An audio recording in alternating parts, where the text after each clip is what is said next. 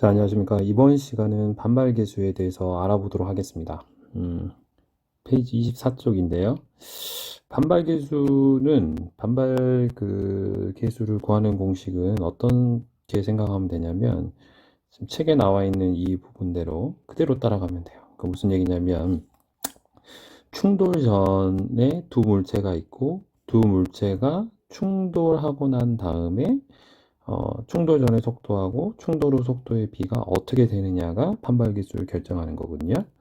그래서 반발계수 공식은 뭐냐면 충돌 전의 속도와 그 속도의 차가 충돌 후의 속도의 차의 비가 반발계수가 되는 거예요. 예를 들어서 A라는 물체의 처음 속도는 10이었고 B라는 물체의 처음 속도는 5였고 그 A라는 물체의 충돌 후의 속도는 3이 되고 B라는 물체의 7이라고 할 때 처음 A라는 물체의 속도에서 B라는 물체의 속도의 차를 구하고 반대로 B라는 물체의 속도에서 변화된 속도에서 A라는 물체의 변화 속도를 빼가지고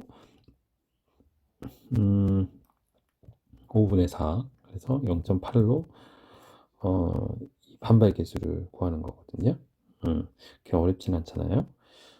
그런데 우리가 보통 그 모든 물체가 속도를 가진 상태에서 충돌을 하고 충돌한 후 속도 변화를 갖는 경우는 모든 물체가 그렇지는 않잖아요. 그럼 여기에서 나오는 얘는 뭐냐면 어떤 물체를 바닥을 향해 떨어뜨렸을 때 그 바닥에 향해 부딪히고 난 후에 속도 변화를 반발 계수를 구한 거였거든요. 요 단어 여기의 설명은. 그러니까 잘 생각해 보면 바닥이란 물체는 정지한 상태고요. 충돌 후에도 속도가 변하는 상태는 아니잖아요. 그러니까 바닥이란 물체를 V2라는 속도로 했을 때 그건 0인 거고 속도 변화도 당연히 어떻게 됐어? 없을 거니까 0이 되는 거야. 그렇다면 말은 바닥과 충돌한 후에 그 반발 계수를 구한다고 하면 반발 계수는 어떻게 될까? 처음 속도에서 V2가 되는데 반발 속도는 당연히 없을 거고요. 그것분에 변화된 충돌 후에 그 바닥의 속도에 처음 물체가 변화된 속도가 이렇게 되겠잖아요. 그죠? 그러면 다시 쓰게 되면 뭐가 될까? 다시 쓰게 되면 V1분의 새로운 V1 프라임의 마이너스가 되는 거죠. 그래서 이 부분 여기 나와 있는 이 부분이 우리가 구하고자 하는 반발 계수가 되는 거예요. 그러니까 어렵진 않잖아요. 다시 말씀드리면 정지된 바닥의 물체는 속도가 없기 때문에 빼기가 0이 되는 거고 충돌 후에도 속도가 없을 거니까 당연히 0인데 처음 물체는 당연히 속도 변화가 있을 거니까 이렇게 될 것이다. 그래서 V1분의 마이너스 V1 프라임이 반발 계수 이렇게 된다. 근데 이 마이너스라고 하는 거는 어떻게 생각했을 때 우리가 반발 계수라고 하는 거는 이야기를 할 때 그 계수의 크기가 중요한 거기 때문에 굳이 이 부호를 우리가 일반적으로 생각하진 않아요. 그러니까 일반적으로 우리가 자유낙하시 쓰는 반발 계수를 구할 때는 이 마이너스를 조금 제외하고요. 어떻게 계산을 해버리냐면 처음 속도에 반발 속도에 마이너스 있는 부분에 절대값 씌우는 거예요. 그러니까 절대값 씌우니까 뭐가 될까? 이 절대값이 플러스가 되겠죠. 근데 이것도 잘 생각을 해보면요. 당연하다고 말할 수 있는 게 왜 그러냐면 이 속도의 개념은 방향성의 개념이거든요. 여러분들 스칼라고 벡터를 배우셨잖아요. 그러면 스칼라가 양이라고 하면 양의 방향이고 벡터가 양이라고 하면 양의 방향으로 움직인 거고 벡터가 음이라는 수를 갖게 되면 반대 방향으로 움직이는 거잖아요. 그러면 속도라는 것도 어떻게 했어요? 바닥을 기준으로 떨어질 때의 속도를 양이라고 한다면 바닥에 튕겨서 올라왔을 때의 방향은 보면 알겠지만 아래쪽 방향과 방향이 반대잖아요.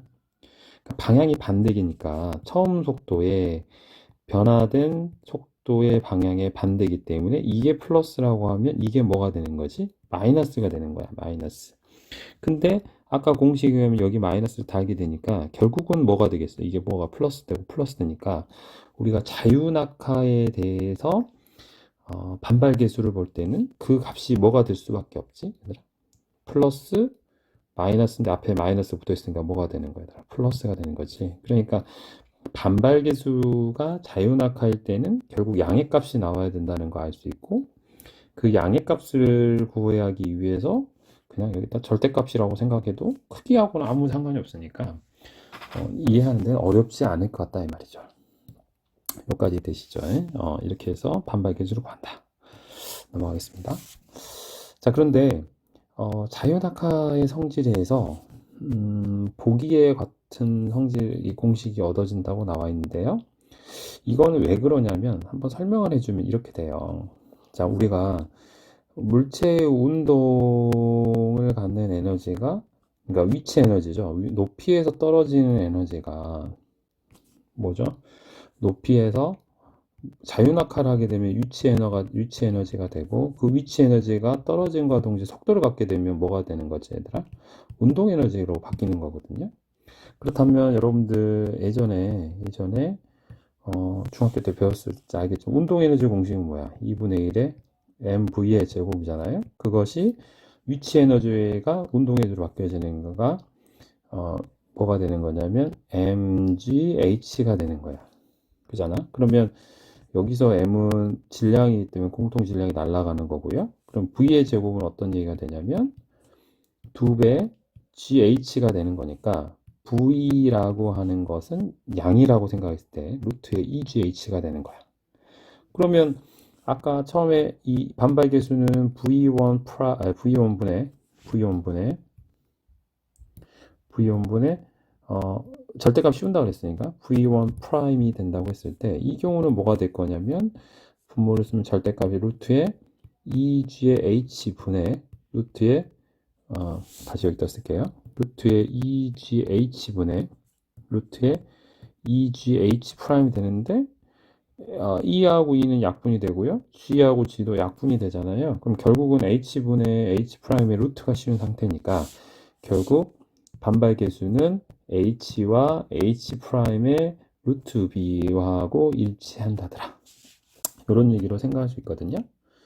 자, 그러니까 다시 말하면 원래 아까 또 다시 돌아가면 이 반발 계수 성질은 초기의 성질의 변화된 성질의 절대값인데 아까 말했지만 위치 에너지가 운동 에너지로 바뀌는 이 과정을 생각하게 되면 결국 높이와 높이에 비해 루트를 씌운 거랑 같다더라. 이렇게 판단할 수가 있어요. 어렵지 않죠? 그러니까 이 식을 변형을 좀 해보면 이런 얘기가 되겠죠? 이 식을 변형해 보면 자, E의 제곱은 H분의 H 프라임이 되는 거고 그럼 결국은 H 프라임 변화된 높이는 반발 계수의 제곱에 처음 높이를 곱하는 거랑 같다. 뭐 이런 공식을 유도할 수가 있어요. 그래서 반발 계수가 0.4일 때는 처음 1m 위에서 높이를 떨어뜨린다 그랬으니까 나중 높이는 어떻게 되겠냐? H 프라임 알고 싶은 높이는 0.4의 제곱의 처음 높이 1 이렇게 되는 거야. 아시죠? 굉장히 기본적으로 그래서 0.16m로 튀어나올 것이다. 이런 얘기가 되는 거예요. 어렵지 않죠? 자, 이거는 어떻게 될까? 처음에 반발 계수가 0.4인데 5m에서 떨어뜨렸어. 그럼 그 다음은 어떻게 될 거냐면 0.4의 제곱에 뭐가 되겠죠? 5가 그 다음에 높이가 되겠죠. 그럼 이게 0.16에 5를 곱하니까 얼마? 0.8m. 그러니까 처음을 떨어뜨리게 되면 5m에서 떨어뜨리게 되면 첫 번째 높이가 H1이라고 하는 것이 뭐가 된다? H1이라고 하는 것이 0.8m 정도 올라간다. 이렇게 되는 거죠. 그 다음 다시 H1 높이에서 바닥으로 떨어져 충돌한 후 튀어나온 높이를 H2라고 한다고 하면 똑같죠. H2라고 하는 거는 반발 계수 0.4의 제곱에 처음 높이 얼마가 되는 거예요? 0.8이 되는 거죠.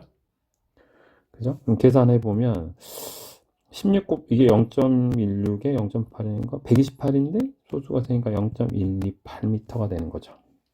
점점 갈수록 반발 계수가 어떻게 되는 거야? 0.4가 되니까 그 제곱배만큼이 곱해지는 거니까 높이는 점점 낮아지겠죠. 그죠? 그런 얘기가 되는 거예요. 알겠죠? 어렵지 않죠? 하나만 더 설명해 볼까요? 자, 야구공하고 농구공을 같은 높이에서 바닥에 떨어뜨리면 농구공이 야구공보다 높게 튀어오른다.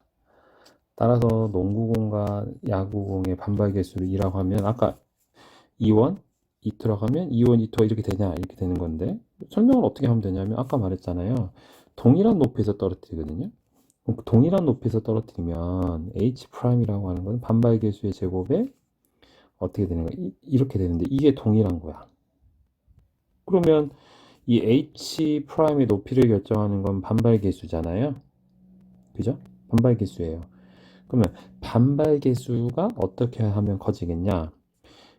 이게 크면 반발 개수가 크면 클수록 반발 개수가 예를 들어서 2원이 있고 2투가 있으면 제곱을 해도 어떻게 될까? 이건 어차피 양수니까요. 제곱을 해도 부동호 방향 이렇게 될 거예요. 그렇잖아요. 그렇단 말은 반발 개수가 크면 클수록 높이도 많이 올라가는 거죠.